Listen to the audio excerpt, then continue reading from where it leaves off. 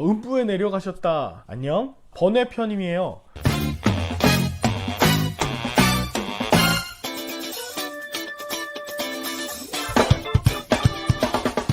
초대교인들에게 질문이 생겼습니다. 예수님께서 십자가에 못 박혀 몸은 돌아가셨는데 그러면 그때 예수님의 영은 무엇을 하셨을까 하는 질문이에요. 예수님이 십자가에 못 박혀 돌아가실 때 주님의 영까지 돌아가신 것은 아니지 않습니까? 또한 교회는 예수님께서 오시기 전까지 죽은 자들이 있을 공간과 예수님을 믿지 않고 죽은 자들이 어떻게 되어야 하는지에 대한 질문에도 대답할 필요가 있었습니다.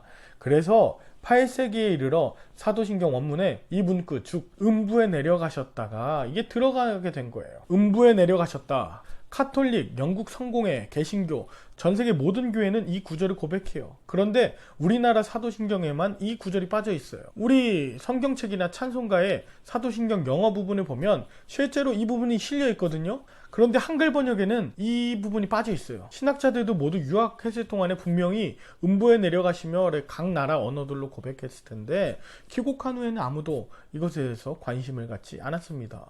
참고로 우리나라 천주교에서는 저승에 가시어 사흔날에 부활하셨다라고 사도신경을 고백하죠. 성공회도 2004년 개정되기 전까지 음간 그리고 지금은 죽음의 세계에 내려가시어로 번역해서 고백합니다. 기독교 연합기관인 한국기독교교회협의회 NCCK와 한기총이 몇 년 전에 새로운 사도신경을 번역했어요.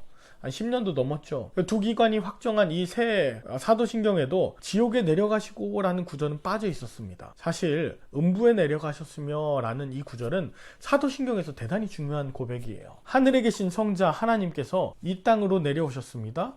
그분의 육체는 십자가에서 돌아가시고 영은 음부에 내려가셨습니다. 그리고 그곳에서 다시 부활하시어 하늘로 승천하셨습니다. 그래서 천상과 천하 그리고 음부 이 모든 세계가 그분의 통치 영역 속에 있습니다. 음부가 예수님의 권세가 미치지 못하는 곳이라면 어떻게 예수님께서 시간과 공간을 초월하시는 유일하신 구원자가 되겠냐는 것에 대한 반박이에요. 자, 빌립보서 2장 10절에 보면 하늘에 있는 자들과 땅에 있는 자들과 그리고 땅 아래에 있는 자들로 모든 무릎을 예수의 이름에 꿇게 하시고, 그러니까 땅 아래 즉 음부에 있는 자들에게도 예수님의 통치가 임하는 것을 말하고 있고, 베드로전서 4장 6절에도 이를 위하여 죽은 자들에게도 복음이 전파되었으니 예수께서 지옥에 내려가셔서 거기 있는 영들에게도 복음을 전파하심으로 죽은 이들에게도 복음이 전해졌다고 증언하고 있는 것이에요. 이것은 예수의 구원하심의 영역을 제한하지 않는 그런 고백이에요. 반대로 이 구절을 근거로 예수 믿지 않는 자들도 모두 구원을 받을 수 있다고 확대 해석해서는 안 돼요. 지난번에 홍목이 발제했던 것처럼 불가지론, 구원은 전적으로 하나님의 결정사항이지 우리가 결정하거나 알 수 있는 문제가 아니기 때문입니다.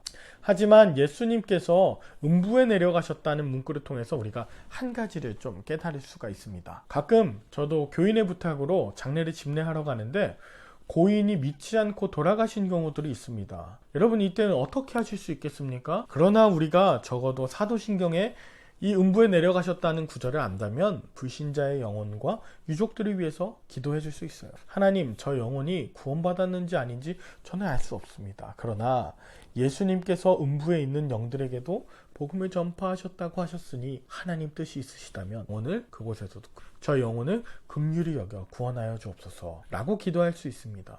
이런 마음을 지니고 있다면 슬픔 중에 있는 유족들을 훨씬 더 따뜻하게 위로할 수 있습니다. 그렇습니다. 음부에 내려가셨다가 이 표현은 우리 개신교에서는 현재 주목하고 있진 않지만 굉장히 의미 있는 구절로 또 산 사람에게도 죽은 자들에게도 그리고 우리 주변에 있을 가족들에게도 그리고 이 땅 가운데 있는 모든 세상 사람들에게도 하나님의 기쁜 소식이 될 것입니다. 번외편 여기까지입니다.